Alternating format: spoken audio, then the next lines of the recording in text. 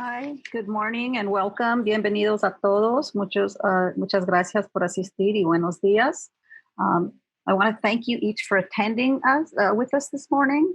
As you know, and many of you know, typically NSAC is held in person. So the National Sexual Assault Conference is typically a 3-day conference, and it brings together advocates, survivors, allies, all of those who are working to prevent sexual violence within our communities and beyond in our country.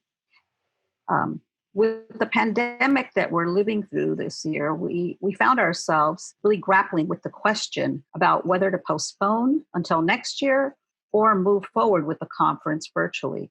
Obviously, you can see what we decided. But our decision was largely based upon the times that we find ourselves in. Leading up to March of this year, we found ourselves in a watershed moment, one in which the issue of sexual assault had garnered more attention in recent years than ever before in the past 50 years. Traditionally, NSAC has been attended by about 1,800 people when we're able to host it live. This year, as far as we know, we have 5,000 individuals that are with us today, and we are live streaming both on YouTube and on Facebook Live.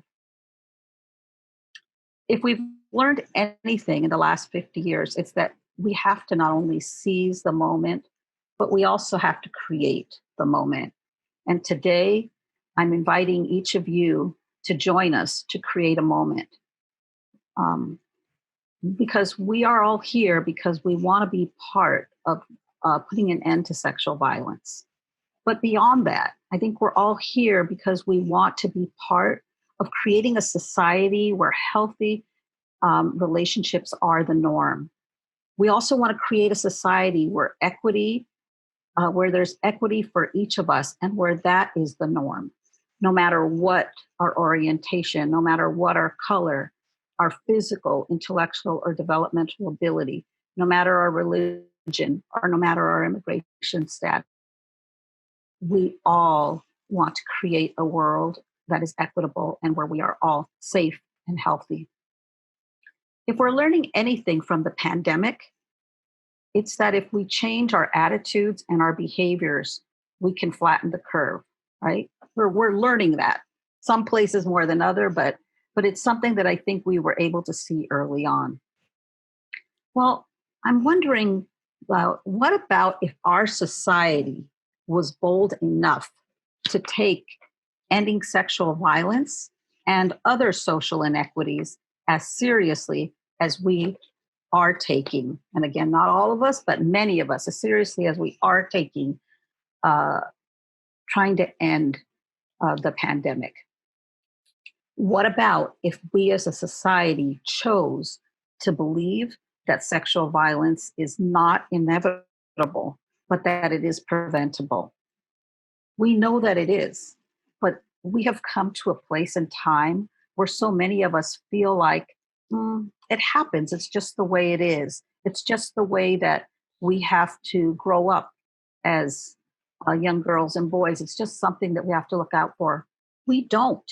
We can change that. Each one of us here today, and many of us, much like we're doing in facing the pandemic, we can change. We can change our attitudes and we can change our behaviors. We're also in a time, living in a time of national reckoning in our country. We're living in a time in which our nation is facing many of the injustices that have plagued this country and plagued the indigenous people, the Black people, and many of the members of the Black community and indigenous communities, and many other marginalized and traditionally unserved communities for the past 500 years. However, we must recognize, and I think part of why we felt it was so essential and that we had to host this conference, we wanted to, because we wanted to not only seize the moment, we wanted to create the moment, a moment in which we all recognize that our work to end sexual violence cannot be done in isolation. We cannot work to end sexual violence and ignore the realities that people are living with. We cannot ignore that our prisons and jails and detention facilities are disproportionately housed by certain individuals. We have to recognize that as a movement and as a field where we have put much of our focus and emphasis has resulted in the over-criminalization of Black and brown people. And we have to recognize that criminalization will not end sexual violence. It's not going to end it. It has not ended it in the past 50 years, and it will not end it. We have to try new approaches. We have to be bold. And that's part of why our conference is named, and the theme is Bold Moves. What bold actions can each of us take? What bold actions must each of us take? It's not the time. It is not the time. It's never been the time, but today it is really not the time for us to stand back and for us to say, I work on this discrete area of ending sexual violence. We can't do that. We can't do that because as long as communities are oppressed, as long as we have state-sanctioned violence, as long as we allow for those that we put in positions of authority and power to abuse and kill our people and to kill Black lives, we are then being complicit, and we cannot be a part of that. So we have to recognize today that our work must be done in a way that's holistic. That we must recognize that if one group is oppressed, all groups are oppressed. And it is not that group's problem. It is all of our problems. We have to be able to link our work around ending sexual violence. We have to put it back to where it started, really as a social justice issue. And it has to be connected to racial justice as well. They're all linked, and they really cannot be separated. Much like we can't separate one way in which we address the pandemic from another. If we were able to look at ending sexual violence, ending oppression, racial injustice, targeting of any groups, if we really wanted to end that, and I know we do, I think we have to take an approach much like we are taking in looking at the pandemic and ending COVID-19, and that is everyone has to be involved. Everyone has to take a role. We have to be active.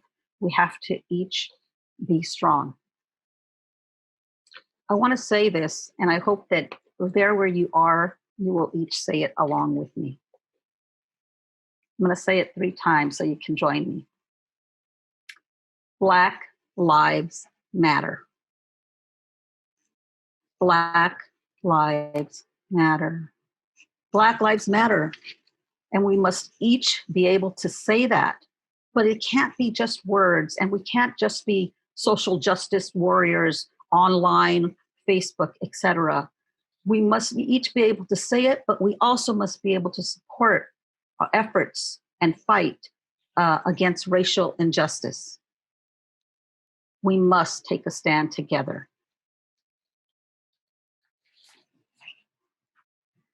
So you see, when we made the choice to host NSAC, we did so because we could not stand back, because we have a platform to reach at least 5,000 people, if not more. Who knows how many hundreds of thousands of people may watch this after. We have the opportunity, and we are so grateful to have the plenary speakers that we have that are going to join us today as well as tomorrow. We have a lineup over the next 3 days of 12 workshops. We have 6 plenary speakers both today and tomorrow. And together, we will all be looking at and making connections about the ways that inequities and disparities actually allow and exacerbate sexual violence and allow it to exist. So I'm super proud to help, to be a part of CALCASA and to have this national platform, because I want to challenge each of you who's joining us over the next 3 days to join us in being bold and taking bold actions and making bold moves.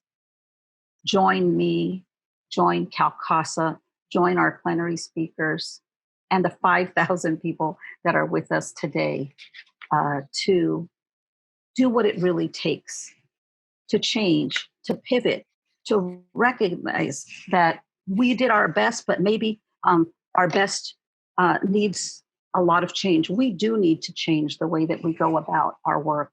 And what better time to start than today? So I invite you each to be with us to really take this in.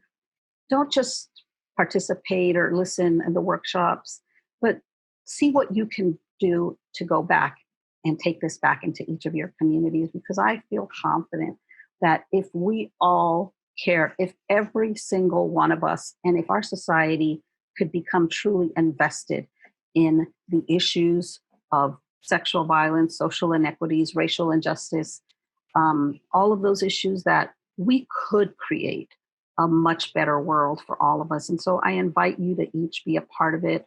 Not only invite you, I expect you, I rely on you each to do so. So thank you so much for joining us. And